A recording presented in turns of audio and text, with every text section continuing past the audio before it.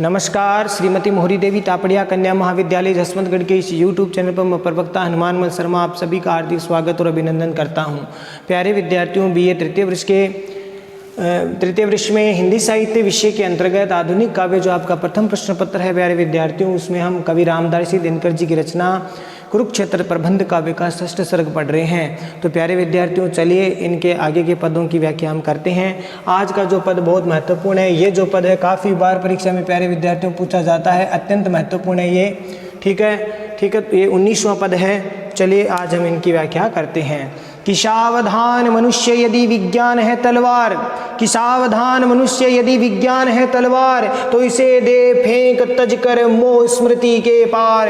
हो चुका है सिद्ध है तू शिशु अभी नादान, हो चुका है सिद्ध है तू शिशु अभी नादान।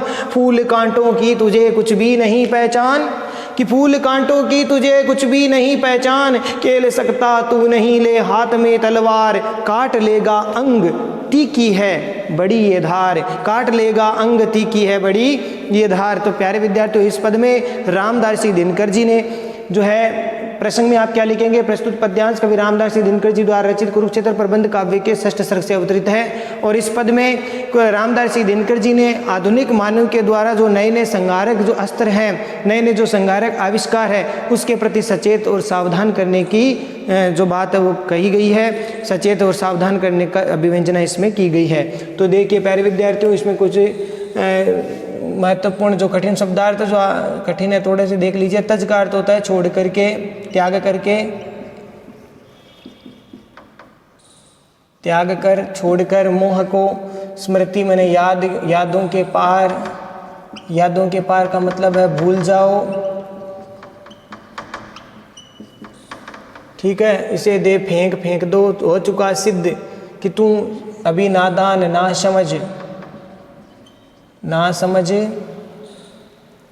अबोध जो बालक है के समान हो। फूल कांटों की तुझे कुछ भी नहीं पहचान, खेल सकता तू नहीं हाथ में ले तलवार, काट लेगा अंग तीखी है बड़ी पेनी है, तीखी है धार इसकी। किसकी? यहाँ पर किसकी उपमा दी है? ये जो नए नए मानवों के द्वारा विकसित किए गए जो हथियार हैं, आज के समय के आधुनिक मानव के द्वारा जो विकसित किए गए जो हथियार है वो एक तलवार की भांति है। और ये जो आधुनिक मानव है वो शिशु के समान बताया है कि नादान बालक के समान ये विज्ञान रूपी जो तलवार है उससे अपना ही नुकसान कर लेगा। विज्ञान रूपी तलवार है ये, और इसकी धार बड़ी तेज है, तीखी है, पेनी है, और उससे अपने ही अंग को काट लेगा। ये बात इसमें बताइए। देखिए प्यारे विद्यार्थियों, रामदासी दिनकर जी कहते हैं कि हे मनुष्य, हे आधुनिक मानव, तुम सावधान हो जाओ।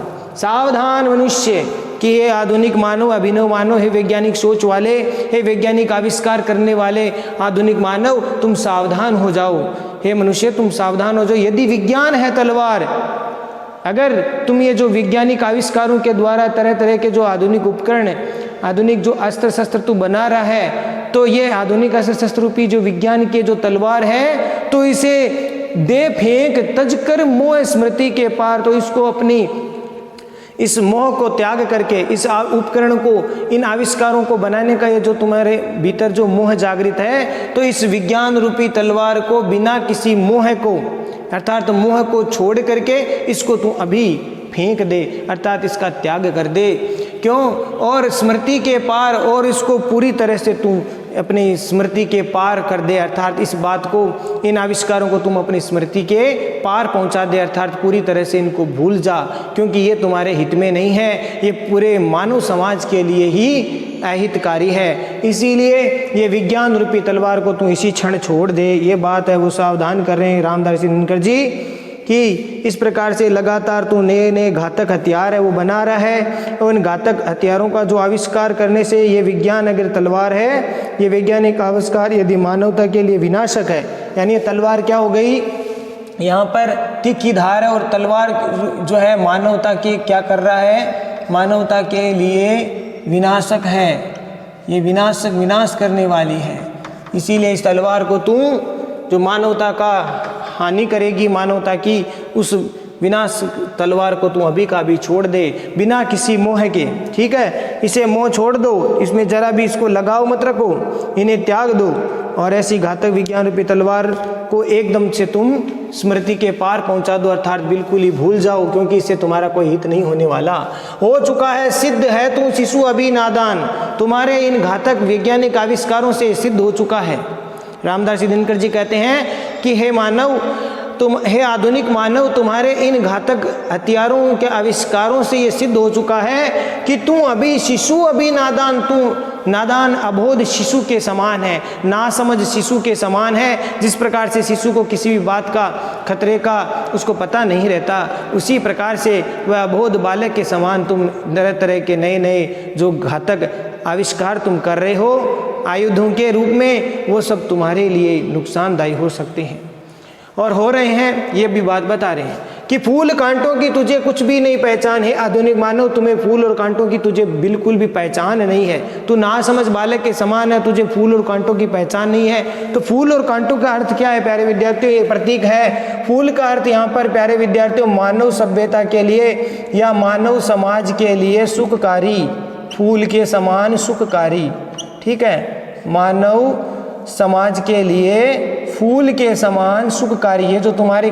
आविष्कार है नए नए, ये तुम्हारी नवीन सोच है, ये वैज्ञानिक सोच जो है, उस वैज्ञानिक सोच के द्वारा तुम जो नए नए घातक हथियार निरंतर बना रहे हो, हर क्षण बना रहे हो, और वह जो है मानव समाज के लिए सुखकारी है या फिर कांटों के समान दुखकारी है, ये तुम्हें बिल्कुल भी ज्ञात नहीं है, हितकारी अहितकारी नहीं है, ठीक है ना। ये कांटों के समान या फूल के समान हितकारी या कांटों के समान अहितकारी है, तुझे कुछ भी ज्ञान नहीं है, तू नादान शिशु के समान है। तुम आविष्कार पर आविष्कार करता जा रहे हो, और आविष्कार भी ऐसे जो पूरे संपूर्ण सृष्टि के लिए, संपूर्ण मानव सभ्यता के लिए हानिकारक है, विनाशक है। तो तुझे फूल और कांटों का तुझे ज्ञान नहीं है कि कौन सा आविष्कार मानव के हित के लिए है, कौन सा अहितकारी है। खेल सकता तू नहीं ले हाथ में तलवार है आधुनिक मानव, तू इस प्रकार की विज्ञान रूपी से तलवार को हाथ में लेकर नासमझ होकर के नहीं खेल सकता। अगर खेलेगा तो क्या होगा? काट लेगा अंग। ये विज्ञान रूपी तलवार को तुम हाथ में लेओगे, ये घातक घातक हथियार तुम विकसित कर रहे हो, इसी से ही तुम क्या करोगे?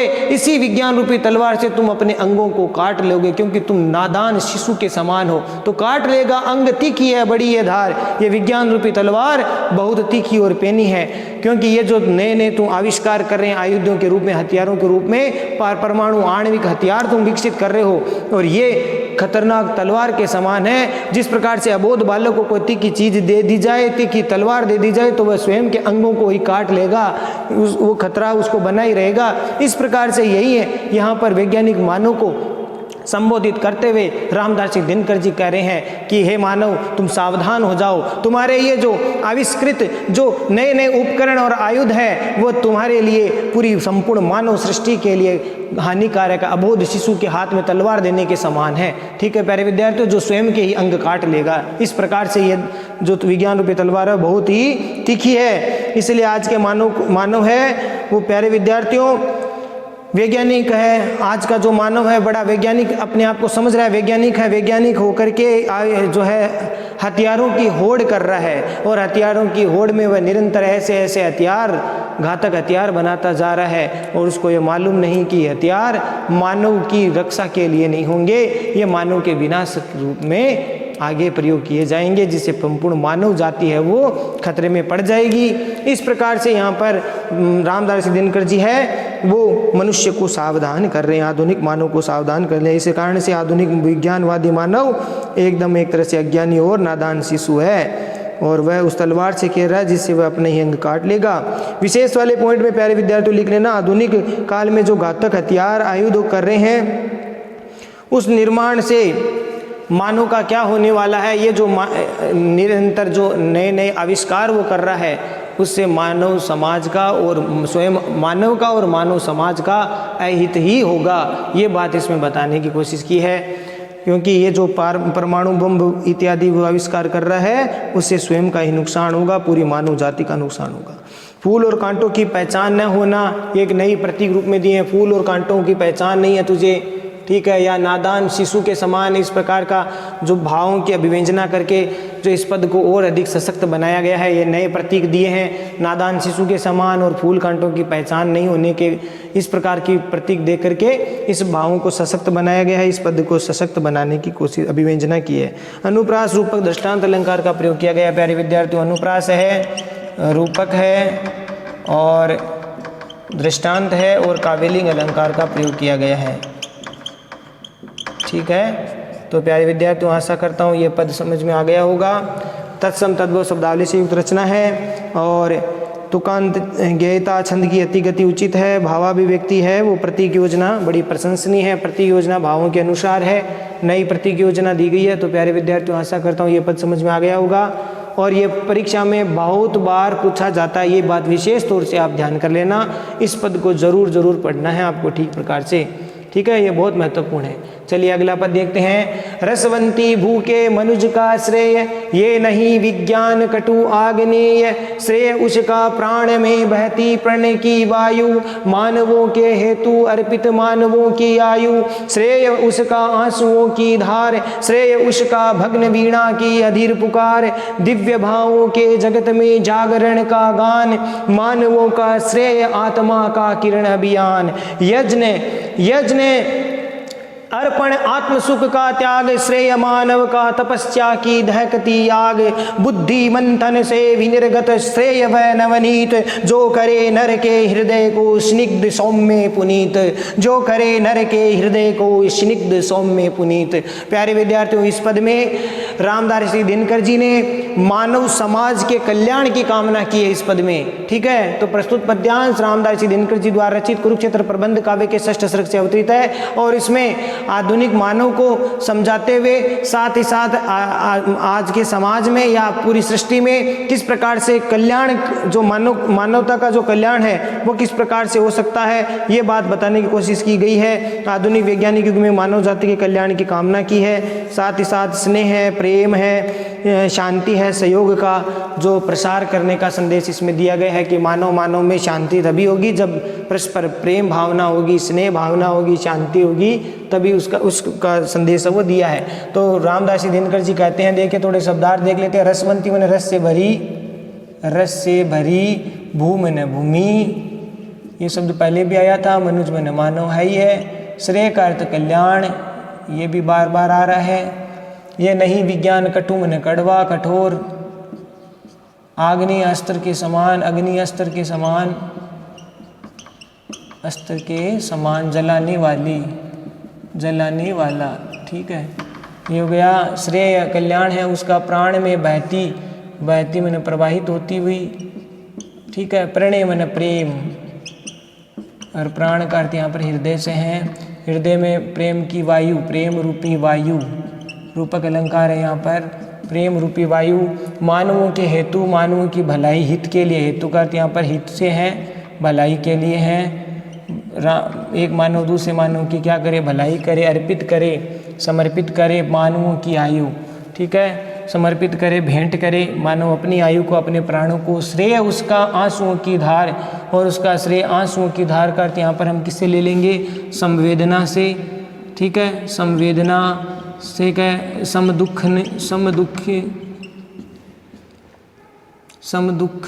भाव, समदुख भाव, ठीक है, ये भाव इसमें प्रकट किया है। संवेदना दुख का भाव है और आपसी स्नेह की भावना के आंसू है, पीड़ा की भावना के। और प्रेय उसका भग्न मैंने टूटी या स्पष्ट वीणा की अधीर पुकार। और दिव्य मैंने अलौकिक या पवित्र, दिव्य का अर्थ क्या हो गया, अलौकिक या पवित्र, जो है भावों के जगत मैंने संसार में जागृति का गान है। मानवों का श्रेय कल्याण, आत्मा का किरण अभियान यानी उज्ज्वल प्रकाश, उज्ज्वल प्रकाश। और यज्ञ मैंने कर्म यज्ञ, यहाँ पर यज्ञ का मतलब यज्ञ, यज्ञ भी कौन सा? कर्म यज्ञ। अर्पण करना, समर्पित करना, उदारता का भाव, उदारता का भाव हो गया। आत्म सुख में आत्म सुख का त्याग करना, अपने सुख का, आत्म सुख का मतलब क्या होता है? अपने सुख का, अपने सुख का त्याग करना, छोड़ना। श्रेय मन कल्याण है, मानव का तपस्या की दहकती आग के समान, तपस्या के समान बुद्धि जब मंथन करेगी, विनिर्गत मन निकलेगा। क्या निकलेगा? विनिर्गत निकलेगा नवनीत मन मक्खन। कौन सा मक्खन है बताएंगे आगे। मानव प्रेम का, भाईचारे का मक्खन है वो निकलेगा। हृदय को स्निग्ध मन जो चिकना करेगा, ठीक है, चिकना मन स्नेह युक्त। सौम्य जो सुंदर भावों वाला, सुंदर भावों वाला। पुनीत मन पवित्र, पवित्र आचरण, ये भाव इसमें प्रकट हुए हैं। बहुत सुंदर पद है ये भी। प्यारे विद्यार्थी, इसमें मानव कल्याण की कामना करते हुए रामदास जी दिनकर जी कहते हैं कि रसवंती भू के मनुज का श्रेय। कवि कह रहे हैं कि इस रस देने वाली जीवनदायिनी जो धरती है उससे मानव का कल्याण है वो विज्ञान नहीं हो सकता। कि इस रसवंती जो भूमि है, जीवनदायिनी ये जो धरती है, रस से भरी हुई, रसवंती का मतलब रस से भरी, रस से किससे भरी? जीवनदायिनी जो धरती है, उस धरती पर मानव का कल्याण जो है ये कठोर विज्ञान नहीं हो सकता। अर्थात कठोर विज्ञान से, ये जो कटु विज्ञान है, इस विज्ञान के द्वारा मानव का इस रसवंती यानी जीवनदायिनी इस धरती पर मानव का कल्याण नहीं हो सकता। क्योंकि ये तो आग्नि है, अर्थात अग्नि के समान है, वो संतप्त करने वाली है, अग्नि अस्त्र के समान आज के मानव को जलाने वाली है, विनाश करने वाली है। श्रेय उसका प्राण में बहती प्रणय की वायु। कि रामदास दिनकर जी कहते हैं कि मानव का कल्याण कैसे होगा, तो रामदास दिनकर जी बता रहे हैं कि मानव का कल्याण तब होगा जब उसका प्राण में बहती प्रणय की वायु, अर्थात मानव के हृदय में परस्पर प्रेम रूपी जो वायु है वो बहे, परस्पर प्रेम रूपी वायु का प्रसार हो। अर्थात एक मानव दूसरे मानव से प्रेम भावना रखे, स्नेह भाव रखे, भाईचारा रखे, ठीक है, परोपकार की भावना रखे। स्नेह का भाव अगर होगा तभी कल्याण होगा, श्रेय तभी होगा, कल्याण तभी होगा मानव का। आधुनिक मानव का कल्याण तब होगा जब प्रत्येक व्यक्ति के हृदय में प्रेम रूपी वायु का संचार होगा।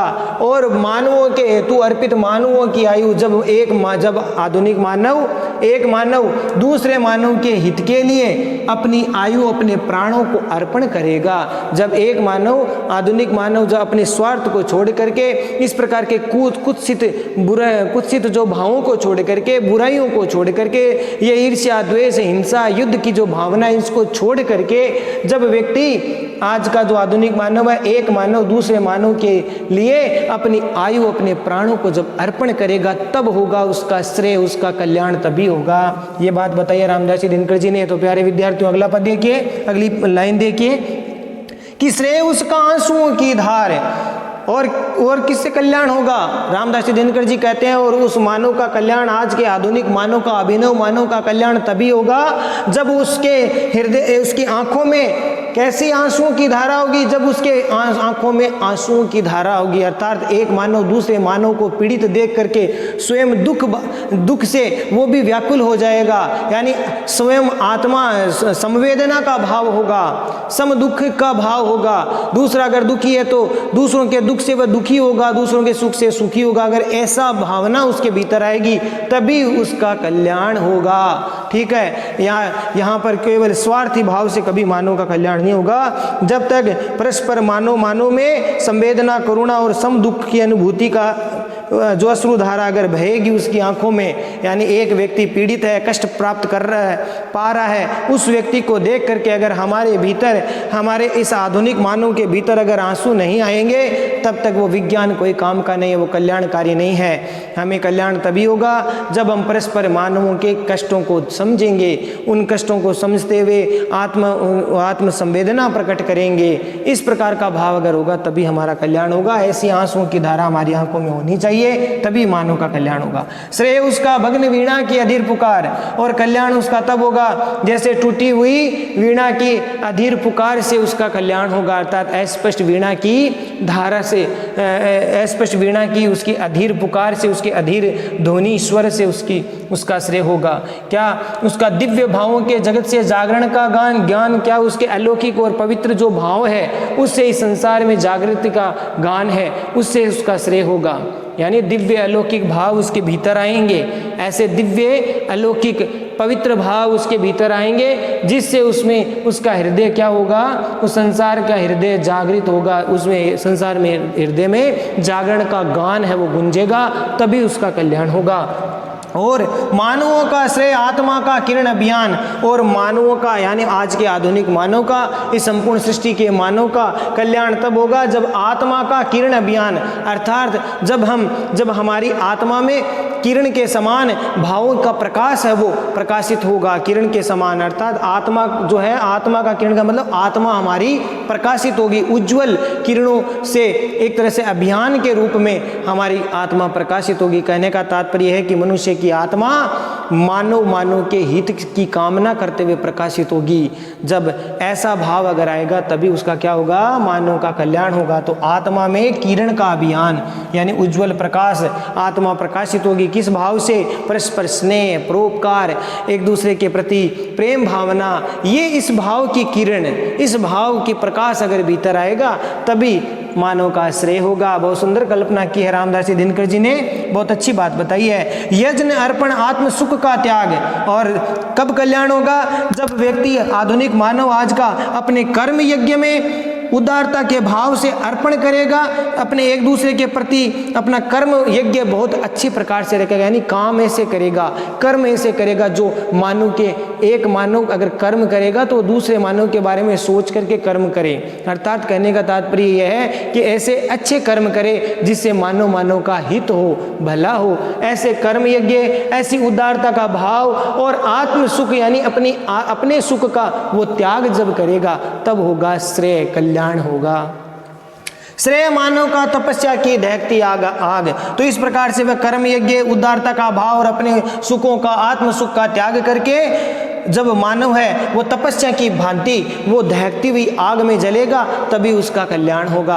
अर्थात तपस्या के समान, जिस प्रकार से तपस्या के समय अपने शरीर को जलाना पड़ता है, अर्थात अपने शरीर को कष्ट देना पड़ता है, ठीक उसी प्रकार से यहाँ पर मानव का कल्याण तभी होगा जब हम अपने कर्म यज्ञ से, उदारता से आत्म सुख का त्याग करके मानव के हित का सोचेगा, ठीक है, तभी मानव का कल्याण होगा। और बुद्धि मंथन से विनिर्गत श्रेय व नवनीत, अर्थात आज का जो आधुनिक मानव है जब वो अपनी बुद्धि और ज्ञान का मंथन करेगा, जब अपनी बुद्धि और ज्ञान के द्वारा, विचारों के द्वारा जब अपना स्वयं के बारे में जानेगा, अपनी आत्म अनुभूति करेगा कि क्या मैं जो आविष्कार कर रहा हूँ मानव के हित के लिए है कि नहीं है, क्या इससे संपूर्ण मानव जाति का नुकसान होगा कि नहीं होगा, क्या फायदा है कि नुकसान है, इस प्रकार का अगर वो बुद्धि में विचार करेगा, बुद्धि का मंथन करेगा, ठीक है। तो यहाँ पर बुद्धि का क्या किया जा रहा है?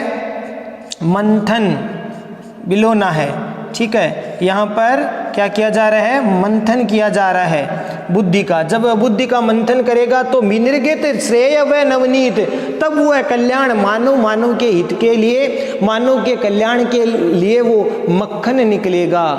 कौन सा मक्खन निकलेगा? जो करे नर के हृदय को स्निग्ध सौम्य पुनीत। बहुत सुंदर बात कही है, जो ऐसा मक्खन निकलेगा, ऐसी जब मानव बुद्धि के द्वारा इस प्रकार से अच्छे अच्छे विचारों के द्वारा अगर स्वयं अपनी बुद्धि का मंथन करेगा, आत्मानुभूति करेगा, तब वह ऐसे सुंदर नवनीत निकलेगा, अर्थात मक्खन निकलेगा, जिससे प्रत्येक व्यक्ति के हृदय को वह स्नेह युक्त चिकना बनेगा, स्नेह युक्त करेगा और सौम्य यानी सुंदर भावों से ओतप्रोत और पुनीत और पवित्र आचरण के द्वारा जो है उसका जो है सभी प्रकार के मानव का कल्याण के मार्ग को वो प्रशस्त करेगा। तो इस प्रकार से यहाँ पर पवित्र भावना और उदात्त चिंतन से मानव की बुद्धि का क्या करेगा? मंथन से क्या निकलेगा? दही के मंथन से, जो बौद्धिक जो मंथन से क्या निकलेगा? मानवता का कामना करने वाला, मानवता के कल्याण करने वाला क्या निकलेगा, मक्खन निकलेगा। और उसी विचारिक जो मंथन है उसी से ही मानव के हृदय में सुंदर भावों की, स्नेह युक्त भावों की, पवित्र आचरण की, पवित्र भावों का जो है सूत्रपात होगा। ठीक है, ऐसे अच्छे अच्छे विचार आएंगे, स्नेह युक्त सब परस्पर मानव का सोचेगा, तब कितना सुंदर सृष्टि का निर्माण होगा, कितना सुंदर संसार होगा। ये परिकल्पना यहाँ पर रामदास दिनकर जी ने की है। तो बहुत सुंदर बात कही है इस पद में भी। और प्यारे विद्यार्थियों, विशेष वाले पॉइंट में लिखना है इसमें परस्पर स्नेह भावना, सहयोग, उदारता, आत्मत्याग आदि मानवीय मूल्यों की कामना करते हुए मानवता का कल्याण का मार्ग वो प्रशस्त हो सकेगा। ये बात बताई है कि परस्पर मानव सहयोग करेगा, स्नेह भाव रखेगा, उदारता का भाव रखेगा, तभी मानव का कल्याण होगा, ऐसे कल्याण का मार्ग है वो प्रशस्त होगा। ये बात आप विशेष वाले पॉइंट में लिखेंगे। इसके साथ साथ विशेष वाले पॉइंट में आपको अलंकारों में लिखेंगे। अनुप्रास, रूपक, उपमा, दृष्टांत, परिकर अलंकार का प्रयोग किया गया है। यहाँ पर अनुप्रास है ही है, साथ ही साथ रूपक भी है और परिकर है, उपमा है।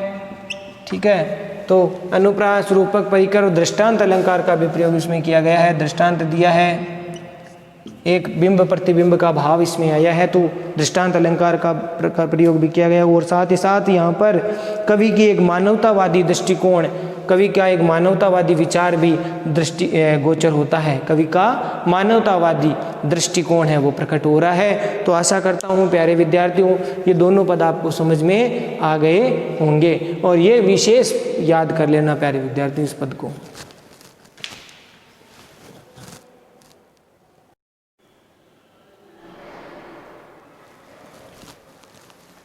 तो प्यारे विद्यार्थियों, आज के लिए बस इतना ही। अगले वीडियो में फिर हाजिर होंगे रामदास जी दिनकर जी के आगे के पदों की व्याख्या को लेकर के। तब तक के लिए इन पदों की व्याख्या को पढ़िए, नोट्स बनाइए, याद कीजिए। चैनल को लाइक, शेयर और सब्सक्राइब करना ना भूलें। जय भारत, जय हिंदी। धन्यवाद विद्यार्थियों।